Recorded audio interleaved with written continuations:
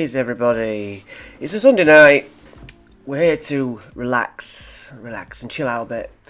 Let me know if this background music is too high or not. Yeah, I hope you're alright. It's almost... Whoa, is this from today? Yeah, it's from today. Dungeon Father Gaming. He's here. He's in the house. Pizza One? What the hell does Pizza One mean? Sorry, I don't know. I probably should know. Yeah, so here we are. We're gonna look at the next step, aren't we? Sleeping? No, not Sleeping Dragon. Sleeping Dragon's Awake. What's it called? Anyway, the next thing, whatever I labelled this video. Yeah, it's been an interesting week.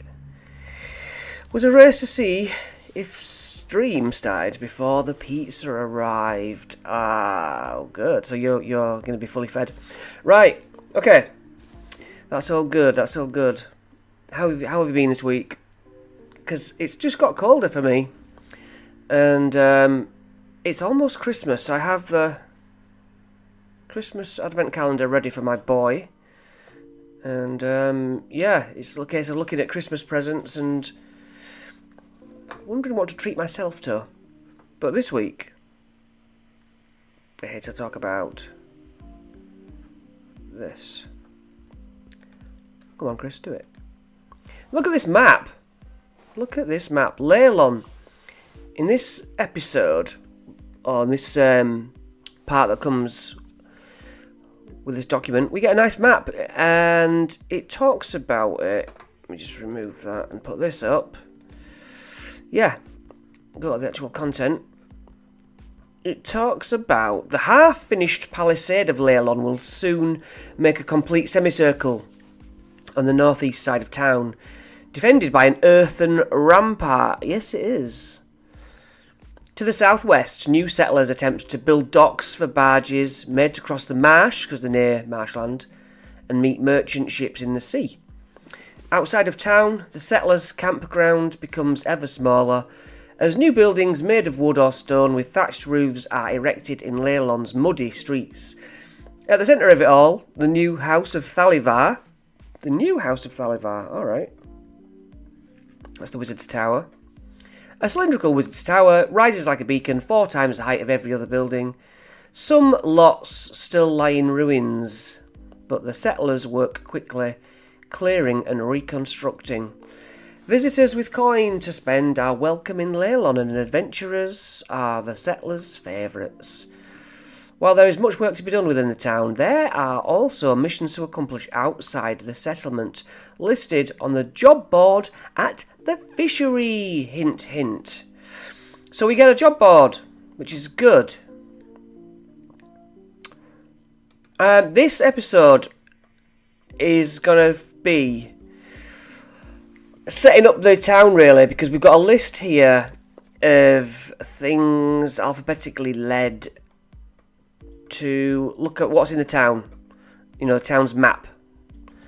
And then we have the mention of the quest board and the starting quests. So let's see how long that takes. But yeah, I'm really impressed with this. Let's just freestyle look at this. The House of Thalivar obviously is a tower in the centre, yes, okay. Then on the corner, a peculiarities shop, spelt in the old-fashioned, quirky way. Torva's Post, like a post office, or, don't know, could be some place where someone's posted. Timora's Shrine, that's a religious thing, isn't it? Town Square not in the middle of the town, but it's quite near the, I suppose, the beach and the docks, supposedly. Lathanda's Shrine. I think she's been mentioned before. Umberhulk's Shell Inn. That sounds like a quirky inn. Badge, yard, down the docks, yeah, fisheries. And then an Idle Island. I think we mentioned Idle Island last week. Well, that's pretty cool, isn't it? That's pretty cool. Right, let's dig. See what's... Aubrey. The shop is crammed with curiosities dredged from the ruins of Leylon, old fishing rods, swamp idols, and mining helmets and other oddities. A whimsical Eluskan male named Aubrey Silverspun runs the store. Roll a d20 on Peculiarities table to see what he has on offer when the characters visit. This is unusual because this suggests grabbing a magic item. Which is, yeah, quirky. And they're quite high level. Or just a random trinket from the player's handbook. Does this lead me to that table? Let's just see. No, it means I have to buy it. Which I do have it, but I'm not about to do that right now. So yeah, shop, I guess. This dude, Aubrey.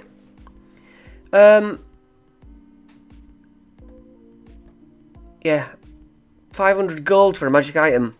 I presume it's a fairly standardish, lowish magic item. But okay. The barge yard we've seen down on the docks. 6 mud-covered barges chained together and beached at the edge. The barge master is a gruff, elderly female dwarf named Rosta Anvilhand. She rents a barge for 10 pieces a day. To go over to the island would make sense. Because we're all based around here. Okay, we've got a dwarf there. The fishery, I think, is where the first... Yeah, on down the docks is where the first quest is done.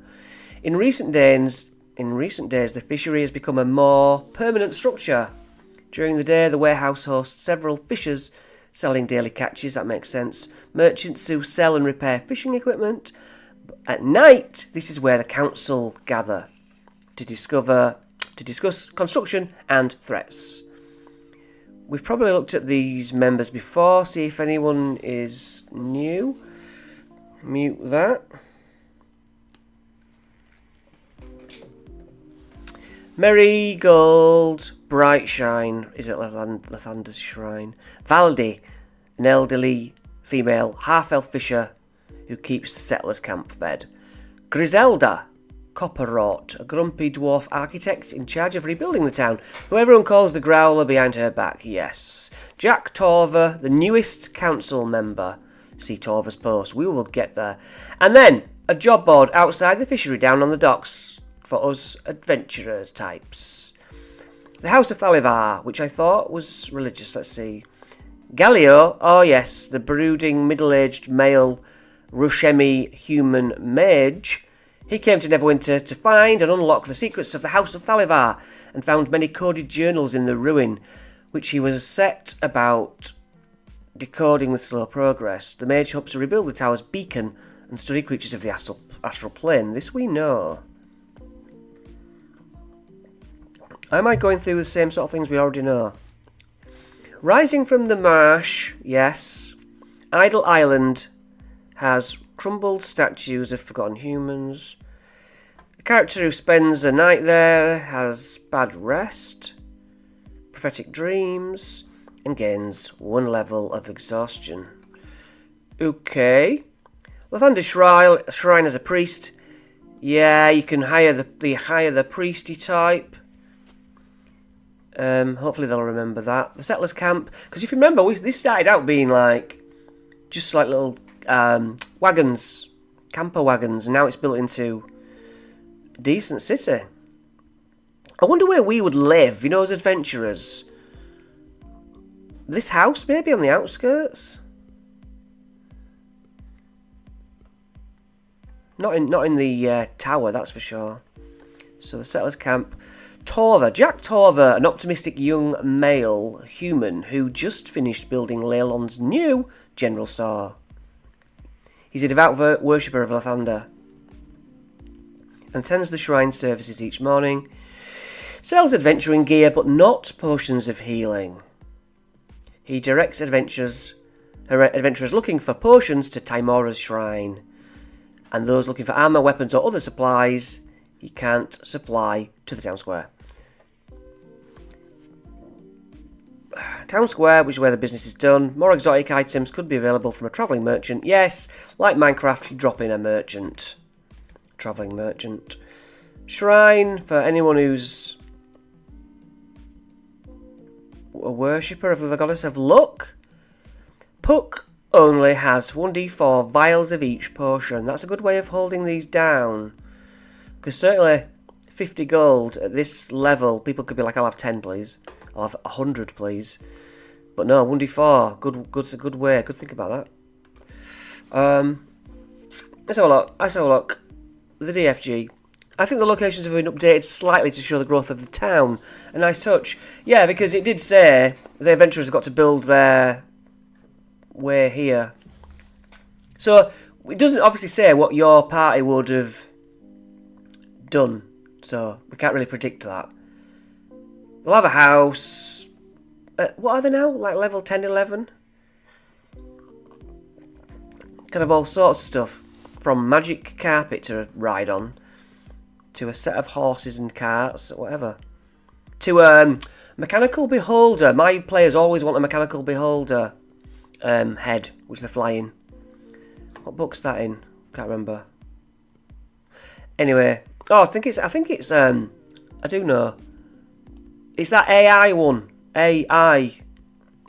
Where's the podcast of it? Okay, that's the quiz. That's the quiz for you guys to remember what I'm talking about. Summit Incorporated. It's not coming to me. Umber Hulk's Shell Inn. It nearly came to me. Alion, a kind-hearted, non-binary, because we're modern nowadays, Eluskan humans, runs this newly constructed two-storey inn. A bed for the night costs 5 silver pieces, which is alright. A meal costs 1 silver pieces. Yes, rather than 1 whole gold. Heroes of the Borderlands, what are you on about? If the characters stay... Oh, the answer's not there. If the characters stay here, Alion shares a tale from another traveller. Bit of rumour spreading, that's good. D6 tables, not too many, that's alright. Hey, the farmers at Leylon Point have seen more shark fins in the water lately.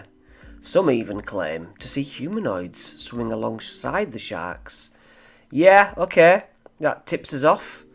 Merchants from Neverwinter claim to have passed something massive out at sea.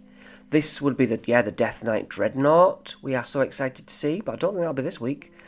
They couldn't agree if what they saw was a boat or a beach whale. It's like a submarine thing, isn't it? A few local merchants claim to have been attacked on the road by a band of brigands calling themselves the Chimera Crew. Bandits sure have gotten more colourful these days. A few hunters came by saying to avoid Crypt Garden Forest. The dead are walking down around there. I wonder whether that's for the third part of this trilogy. We haven't really got the undead element just yet. Did you hear about the Bronze Dragon? Interesting. Apparently, a few travellers from Neverwinter saw one flying along the coast with a dolphin in its claws. That's good. Oh, they say those metallic dragons are good. Yes, I hope they're right. Of course they are. Okay, silly dragon name ahead. You ever hear of Claugiliamata? That wasn't bad, was it? She's a great green dragon with a lair somewhere in Crypt Garden Forest. Folks around here called her Old Gnawbone because she loves devouring people like us. Be careful if you're going in that place. So we've got a great green dragon and a bronze dragon. The quest board. The job board outside the fishery is where the adventurers can learn about quests. Obviously, from the start, the Essential Kit, which this is an extension of, the job board was very important. It's back, baby. Most of these are written by members of the town council. That's because I know that one secretly isn't. Starting quests. There are only 2 quests on the job board. 1. Fandolin had some trouble with a cult of chaos in the lighthouse temple called the Tower of Storms in the Essentials Kit. Now a strange boat or a dead creature seems to be beached near the tower. Investigate what the hell it is. Kill or root out any cultists that might be there. Return to the town. Get 6 potions of healing. Greater healing! Wowzers! That's worth doing. Acquisitions Incorporated! Yes, brain! That's what the mechanical beholder vehicle's in. I trusted you all along. Leylon Point quest. Farmers in the small community of Leylon Point report aquatic humanoids. Another tip-off. What do we think the aquatic humanoids are? Mermen? What are they called? Tritons? That's playable, isn't it? Sahuagin.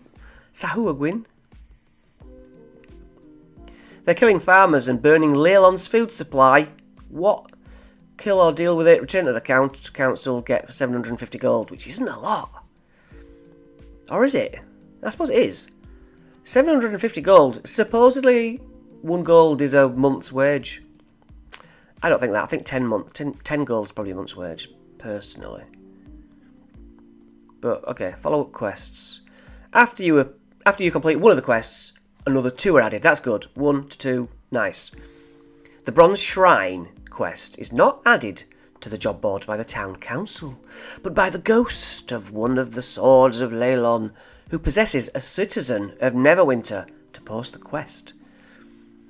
If the characters complete this quest, the town council denies having posted the message, but thinks the information is valuable and rewards the characters just the same. Go north along the coast and track the bronze dragon Lahama Runtos. Lahama Runtos. Or, easily, the claws of the coast. Track it to its lair. Alright, steady on. It is bronze though. The location looks like a bronze dragon carved into the side of a cliff overlooking the sea. Ask for a chance to worship at the shrine to Bahamut, so that's a good sign. So you may receive visions. That's not too bad then. Report the threats you divine to... Okay, so we're going up to a bronze dragon's lair. It's not actually terrifying.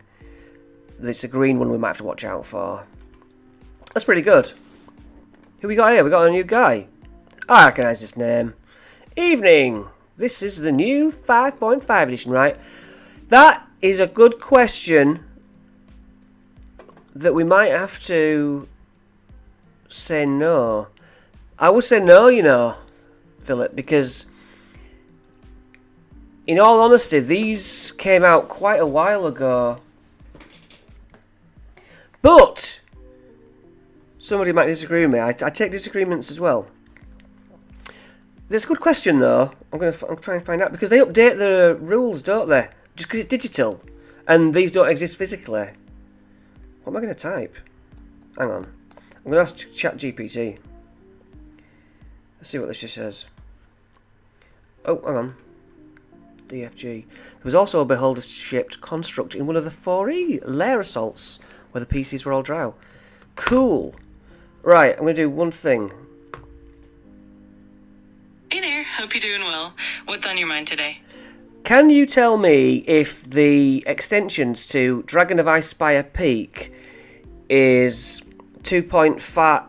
Oh god, 5th edition or 5.5 edition? You know the rules for 2024? It's like Stormlord's Wrath and Sleeping Dragon's Wake. Do you know what I mean?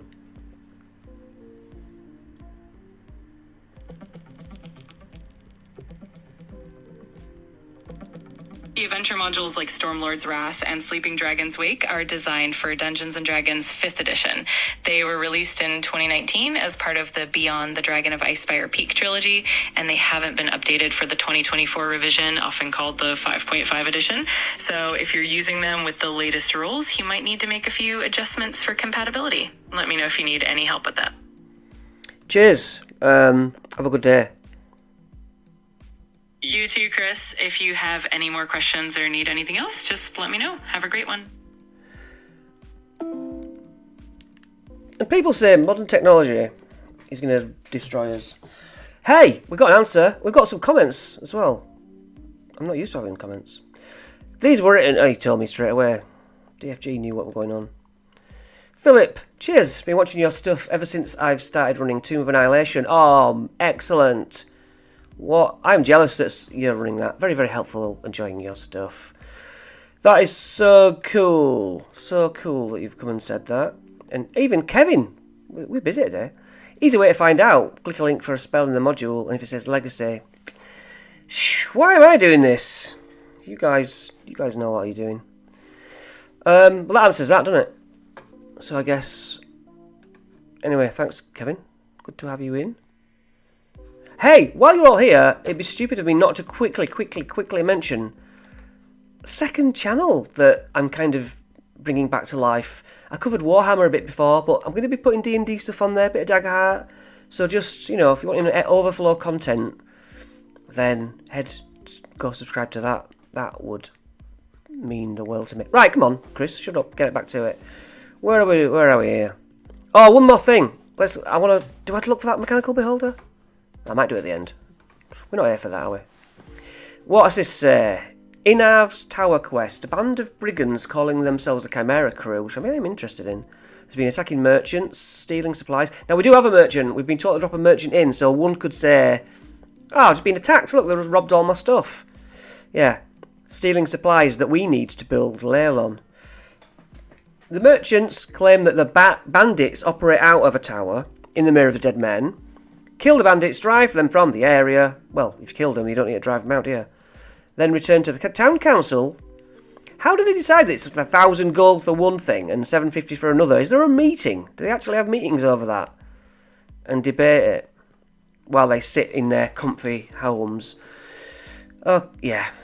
Well, I know, is this old Norbone? It doesn't say here. Claugiliamatar. Rate my pronunciation. Claugiliamatar. I mean, I think I nailed it. 1 to 10. Give me a rating. I'll wait. I'm gonna wait. Somebody give me a rating. I think my pronunciations are pretty good. I'm going to look away for a minute. Levelling up. Blah, blah. Yeah, levelling up. This is easily going to drop into my future campaign. You know, it doesn't matter that it's older rules, because I'll be using new stuff. Why are you not playing? Why is no one giving me a... Wow, okay. You can see, we've got another one now.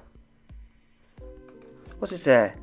Lahama, innit? Lahama Runtos. A bronze dragon. That's not a bronze dragon, is it? Not my version of a bronze dragon. Okay. This is one of the adventures. A bronze dragon with the ability to heal quickly. Spent decades defending Leylon. Oh, that's good of it. And the surrounding area as the captain of the Scaly Eye, a fleet that battled pirates and other threats. To honour her deeds, the Swords of Leylon constructed the Bronze Shrine, a massive temple to Bahamut, a god of metallic dragons in a cliff overlooking the sea. The shrine's face is carved into Lahamatrontos' likeness and includes quarters for the rest of the Scaly Eye and a magic statue of Bahamut. Quarters as in bedrooms. And the dragon can use to communicate with Bahamut. In recent decades, it retreated inside the shrine, became reclusive due to being attacked by a disguised demon which drove her mad. Okay, if she's mad, she might be dangerous. She leaves on rare occasions to hunt for food, returning as soon as possible. And members of the Scaly Eye still live on within the shrine too. Okay, so there are other people there. That's good. Mechanical Beholder and Battle Balloon are vehicles in the Acquisitions Incorporated Adventures book. Bing, bing, bing. Correct, Amundo. Travelling to the shrine. The Bronze Shrine is 40 miles north of Leylon on the shore of the Sword Coast. The characters can access the shrine by boat or by land. Okay. Sea splashes on the bottom of a rocky cliff, carved to look like a 60-foot tall dragon. That's just bringing attention to it. And ribbed with a fluted crest around its head. I bet that looks awesome. We haven't seen a picture of that. The dragon's mouth is open into a triumphant roar. Facing the ocean. No, don't start installing anything with my computer. Yes, facing the ocean, standing on its hind legs. There are 4 entrances into the Bronze Shrine. Why? First is at the jetty. Is there a map? Do we see it? Oh, we do. We get a map. So let's look for these entrances. The first is obviously there. Obviously. Once must come down. So you come down from the top into B7. B8 goes down to B7. Oh, where's B5 go? Double doors somewhere. Is there another map?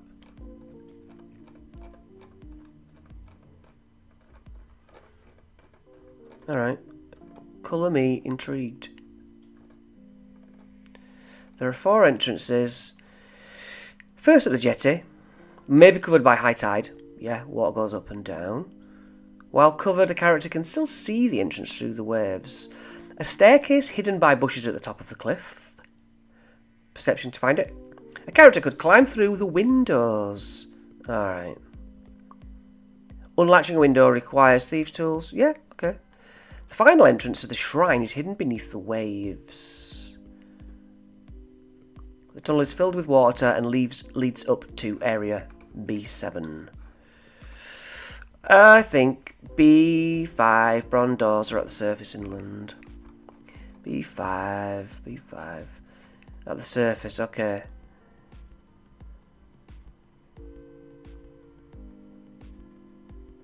I think I'm getting this right? What is it? Almost like elevation. What are these? What are these? Are these arrow slits? They're not arrow slits, are they? Is there some sort of campfire in that one? Oh, I guess. Oh, I see. This is an entrance, isn't it? In B7, this hole down to the sea. I get it. So yeah, B1, hole in B7, rooftop X entrance B5, and also another one at B7 from B8. Yeah, nailed it. Climbing to the shrine. Yep, athletics checks, whatever. Deciding whether it's high tide or low tide, that's up to you. There are plenty of more ways to get in. I would always have it at high tide. I don't think my players would even think about what tide it is, what time of day it is. The bronze shrine is clean, two-storey temple, smells of ocean air, lit by continual flame, which is always the answer. The open first level. The lack of doors on the first level of the shrine means that sound carries. If the characters engage in battle or set off a trap, otherwise make noises on this level, the Scaly Eye members in areas B2 and B4. What's B3 then? Come running, probably. Yeah. If a creature kills Laharamunnatos or a Scaly Eye member while inside the temple, a spectral dragon appears and attacks the creature. The dragon makes an attack roll with a +10 bonus to hit, +10, and deals 22 average psychic on a hit. After attacking once, the dragon disappears. So that's just like is that just a trap on the first death? B1, the jetty. This stone jetty and rocky rise leads to a tunnel with a 10-foot, goes into a 10-foot upwards entrance carved into the tail tip. Okay, so this is like, where would the, try to picture it. If this is the face pointing out to sea and it curls right around and that's the tail. That's good. During high tide you can't get in. Yeah, whatever. Scaly Eye members. These are in the shrine, loyal to and worried for the dragon, or Mother Worm, as they call her. Most of the dragon's followers have left the shrine or died of old age, leaving only a few guardians, mostly older humans and a few dwarves and elves. Members of the Scaly Eye wear faded blue tabards, displaying a single staring eye, weeping and spreading a fan of tears, above which arches an eyebrow. That is a beautiful description and helps me picture it, no doubt. Scaly Eye members are swashbucklers. Follows guide. Whoa. Oh, cool. AC 17. Nice. Leather armour.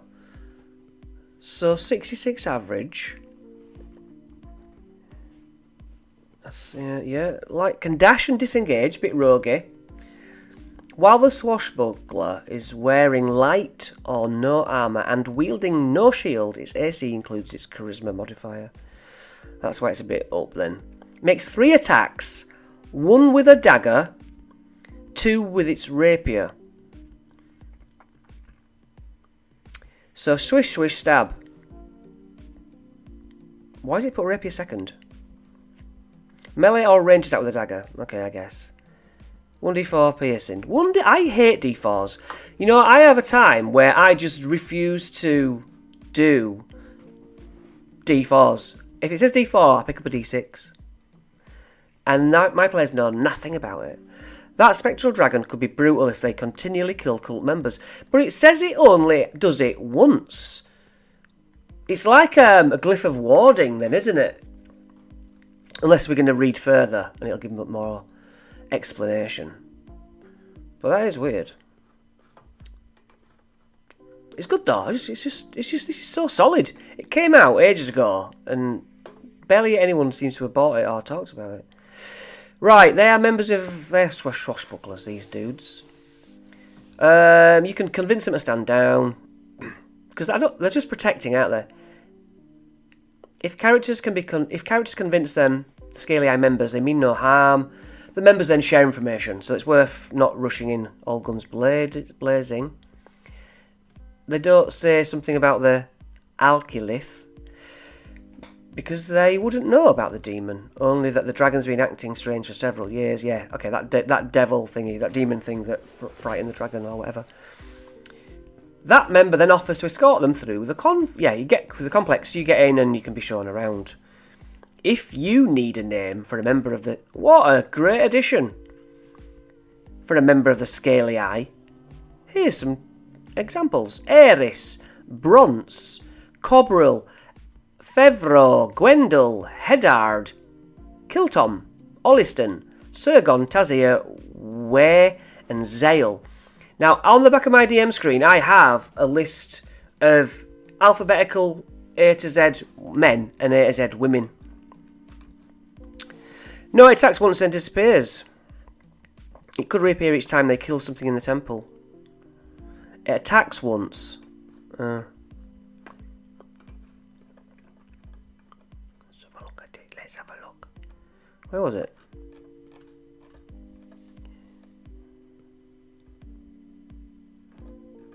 I presume it'll get to it. Can't even find it again. Right. It's not there, is it? B, guarded entry. That's where some dudes are. Yeah, so you go in there. They might trigger the bronze trap if they go in there. Members of the Scale Eye play 3 Dragon Ante at a stone table in the centre of the chamber. There is one swashbuckler plus 1 additional swashbuckler. Yeah, okay. Usual scenario. A tripwire, 3 inches off the ground, extended across the doorway at the top of the stairs that leads to B1. An iron pot full of molten bronze, magically heated, hangs above the door. You don't want that on you. No, you don't want that on you. 6d10 fire damage, thanks very much. A creature then takes 1d10 fire damage at the end of its turns until it uses an action to scrape off the bronze. I think it'd take more than that, mate. If the tool is non-magical, it's destroyed after removing the bronze. Jesus. Passive perception, you might see it. You can do the thieves' tools to snap the wire. Scale. Here we go. B3. This is that weird-looking chamber at the bottom. What's its secrets? At both ends of the hall, a carving on each wall reads, on the south wall, "Silence for the fallen heroes." It's a tomb. 90 niches line the walls, each with the name of a deceased cult member. Cult? Is that fair? Scaly Eye member. Scaly Eye member. That's, yeah, that's a lot of people dead. Telna, no one. Just above the map of... Okay. Pause.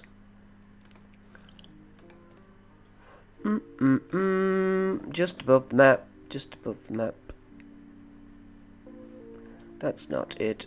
Rage of Bahamut. If a creature kills the dragon or a Scaly Eye member while inside the temple, if a creature kills a spectral dragon, appears and attacks the creature. The dragon makes an attack and disappears. Yeah, it just says if a creature kills a member, doesn't it? It does 1 attack. Yeah, you're absolutely right. You're absolutely right, because you're cool. And I can't read. Telna, the ghost of a female gnome and a former Scaly Eye member, watches this area from the ethereal plane. If the characters display disrespectful behaviour towards the interned dead, such as shouting in the hall, looking through niches for items to steal, that is good, or similar actions, Telna appears before them, using her horrifying visage action and then flees. Because I don't think it's right that characters just go, oh, there's a chest, I'm having that. There's a drawer, I'll go in that, I'll take that. You know, if you're meant to be good, play it as good. You can't just raid. I know that's the game, but it bothers me that they just take everything that's not nailed down and then say, I'm a good guy, yeah. So yeah, they get told off by this ghost. It says nothing about possession. They do have possession though. It doesn't say it on that bit. Am I skipping ahead? If the characters make a oh yeah. If the characters make a gesture to honour the dead, no, we're not going to do that, are they? Such as moving through the area with a purposeful silence. That's got to be said. I DM, I'm going to move through here with a purposeful silence. Somebody might offer a prayer in front of a niche. I give them that. Leave a small offering in the hall, or similar actions. Telna appears before them and shares her history with the characters. She telling us all? Okay, fair enough. Suit yourself. She does not know what is causing Lahama Runtos's madness, but she does believe there is an outside force affecting the dragon. She begs the character. It's gone mad, hasn't it? She begs the characters to find the source, destroy it, or use magic to heal the dragon's mind. Scaly Eye Chambers. The Scaly Eye members eat and train and rest in this area when they are not on guard duty. 20 sleeping mats are stacked neatly in the northeast corner of the room. A roasting spit skewering 7 quippers stands over a burning brazier at the centre of the room. That's good. Scaly Eye members spar each other, bit of banter. There is one swashbuckler. Yeah. Okay. Bronze Gate entrance. A bronze gate locked from the inside with a heavy bar locks this tunnel entrance. Characters hoping to get through here must break down the gates, which takes a single character 1 hour, and more guys makes it less. Alright. Give me 1 second. I suppose purposeful silence could be if they make stealth checks unprompted. Yes! Fair point. No grave robbing. Absolutely no grave robbing. I'm going to pop into music and change it to a random one. Okay, we've got this. Bronze Shrine. Ascension Chamber. Oh, we missed this. A 20... Are we on this? Yeah, we are. A bronze gate locked from the inside. Done that. £20,000. £20,000. 25 foot tall. Yeah, okay. Marble statue of Bahamut stands in the centre of the chamber, with treasure around it. Detect magic is there. Detect magic spell will reveal that there's magic of abjuration and divination magic. Statue's got AC 19 and 200 hit points, immune to blah blah blah. Who's going to be shooting this statue of Bahamut? The statue shoots a bolt of lightning at the creature. Ha! Serves you right. 12d10 lightning. Boom! Take that. The treasure around it is a scimitar of speed. That sounds cool. You gain a +2 to attack rolls and damage rolls. Oh, temptation. In addition, you can make an attack with it as a bonus action. Proficiency with a scimitar allows you to add your proficiency bonus to the attack roll for any attacks you make with it. It has the nick property. You can use it as part of your attack action as an action instead of a bonus action. You can make this extra attack only once per turn. Ooh, that's just sat there. That's cruel. Cloak of the Manta Ray. That just gives you swim speed. Breathe underwater. Yeah. A painting worth 500 gold. Oh, you're not going to put that in your arm. 5 white pearls worth, so 500 gold worth of pearls each. Yeah, 623 platinum. That's a lot, isn't it? Of gold. Is that 6,000 gold? Is that more? And 8,000 and odd gold in gold. Yeah, and the characters will obviously the players, the piratey dudes will attack if anything's nicked. Yeah, 6 grand. Yeah, thank you. Thank you, thank you.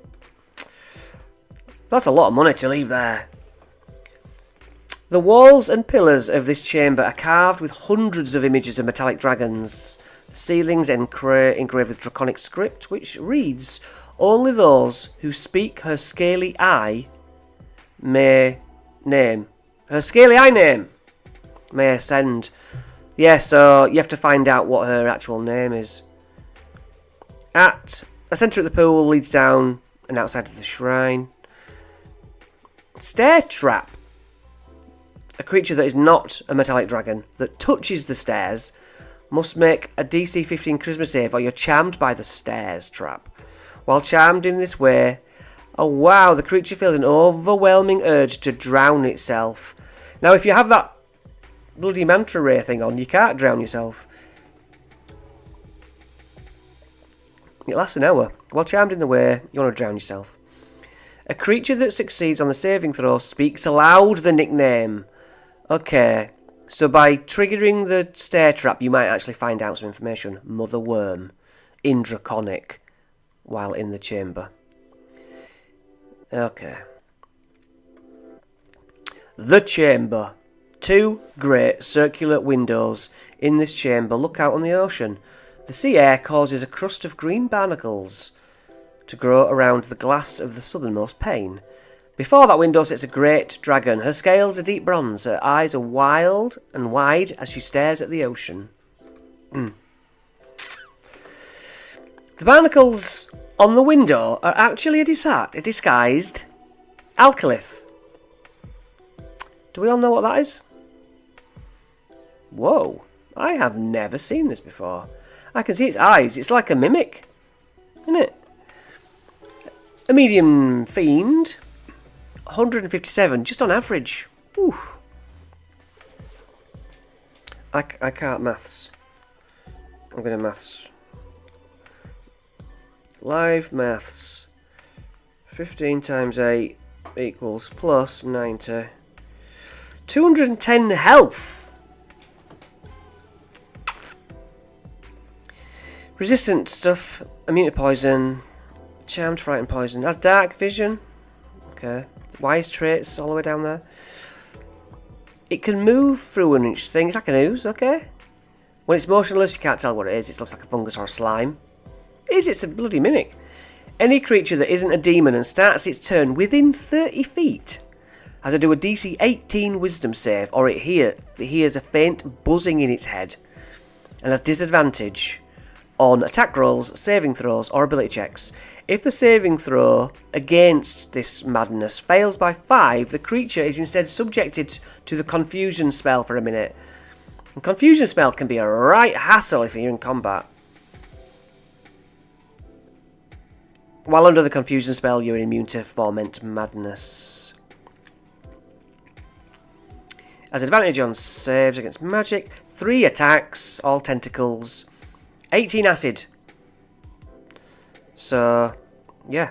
What's that? 50-ish damage, hopefully. That's very good. Is that breaking the window and it's sort of outside, I think? That's cool, isn't it? Yeah, this is cool.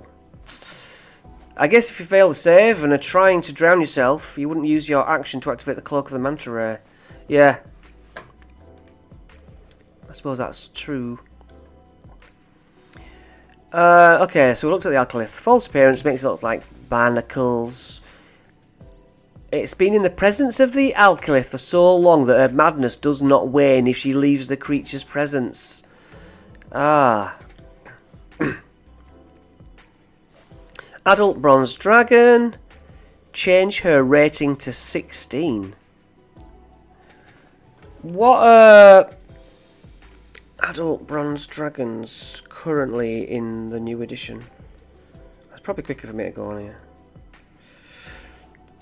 See who can find that out first. It's a race. It's a race. Owned. Monster manual. Don't update. Open. Oh, we're doing adult bronze, aren't we? Adult bronze. What is his challenge rating? Come on, load up.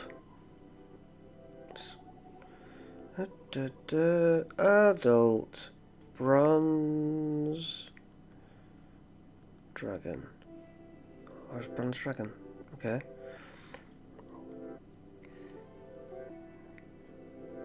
Bronze dragon wormling, young bronze dragon. Oh, did you put 15 before I got to it? Adult bronze dragon. 18 in the 2024 rules. So, what did it just say? It goes up to 16 with these added. Well, that doesn't really work out, does it? Wow. So this is kind of a moot point, but I guess you know what I do in these situations. I'm a bit of a cheater, but I freely admit it. I kind of look at this as a set of options and what it actually has in the 2024 rules, and I pick and choose out of those because that's what I can do. Because these are like story themed to this, and since they've improved, I want them stronger. When the dragon notices the characters, she begins muttering out loud to herself, wondering if the characters are intruders or friends, and each round a character must speak with do as an action and succeed on a DC 18 persuasion check to keep her from attacking. Each round you've got to stop her from attacking. If the characters fail a check, attack the dragon or the alkalith. No character successfully made that check. The dragon attacks. Yeah, great. Well done. Who wrote this stuff? It's brilliant. The characters can alleviate the madness by casting calm emotions. However, a greater restoration spell is ultimately needed. When the madness is cured, she falls unconscious for 5 minutes. If the characters cure the dragon and the alkalith is still alive, it attacks, fighting to the death. Damn, son. If they save the dragon restored to her noble self, she tells the characters they must receive the blessing from Bahamut. You stand at the foot of the magnificent statue of Bahamut as the claws of the coast softly chants a prayer in Draconic. In a flash of light, you find yourself in Leilon, but the town is covered in a cloud of putrid green gas. Bloated, asphyxiated corpses lie on broken ground, and dying townsfolk crawl through the streets, gasping for breath. At the centre of it all stands an enormous green dragon, grinning a bloody smile as the upper half of Marigold Brightshine's severed corpse hangs from her mouth. In another flash of light, you are back in the statue chamber, and the dragon has a grave look on her face. You must take action swiftly to save Leilon. That's cool. After that, she explains, the green dragon you saw was Claugi Liamatar, nicknamed Old Gnawbone because of her appetite for human flesh. Claugi Liamatar lives in a cave at the north end of Cryptgarden Forest where the woods meet the Sword Mountains. The green dragon is wicked, but she has not attacked a settlement in decades. She does not want to attract ire of the cities of the Sword Coast. Lahamaruntos believes there is still time to reason with the green dragon and talk her out of her course of action. If the characters can give Claugi Liamatar what she wants, they should be able to stop her from destroying Leilon. Okay, so it's a convince the dragon to back down thing. Lahamaruntos then urges the characters to go to Claugi Liamatar's lair at once. The bronze dragon will not travel with them, for she knows her presence would only anger the dragon. If they report back to Leilon Council, the councillors also beg them to go to speak to the green dragon.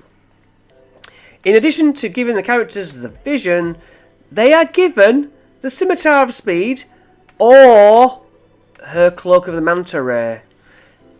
And if the characters have already stolen one of these items, she does not help. That is some adventure story.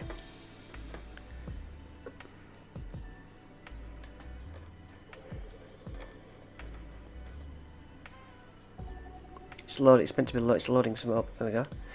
There we go. Let's see. Looks like it was created by Bill Benham, Chris Perkins, I've heard of. Sean Merwin, I've heard of. James Introcaso. Is that James? That's Sean and James off of that podcast. And Will Doyle. Yeah. Wow. And by that podcast, I mean the ones who did Grim Hollow. I listened to it. I watch it on YouTube. Sean Merwin, yeah. Okay, I don't know the others, but the ones that I do know are all solid. That's why this is so good. That's honestly, these are infinitely better than the Essentials Kit's Dragons of Icespire Peak. Infinitely better. No, James Introcaso works for MCDM. You're thinking of James Hake. I absolutely am. Yep. Okay, he works for MCDM. No, I don't know him then. But yeah, it's just so solid. Do you know what? We're almost at the top of the hour. I think we'll continue this next week. So, what games are you playing at the moment if you're playing a game? Eldritch Lordcast. I recommend that, you know, because it's like all the news in one place.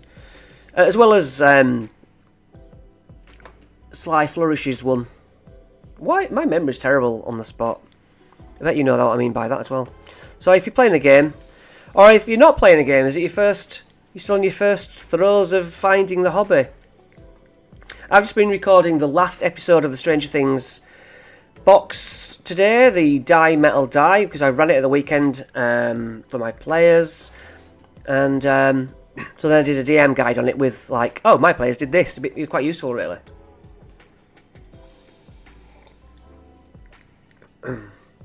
So yeah, have you been watching Stranger Things? I've watched 2 episodes of those latest series. It's alright, it's good. It's good.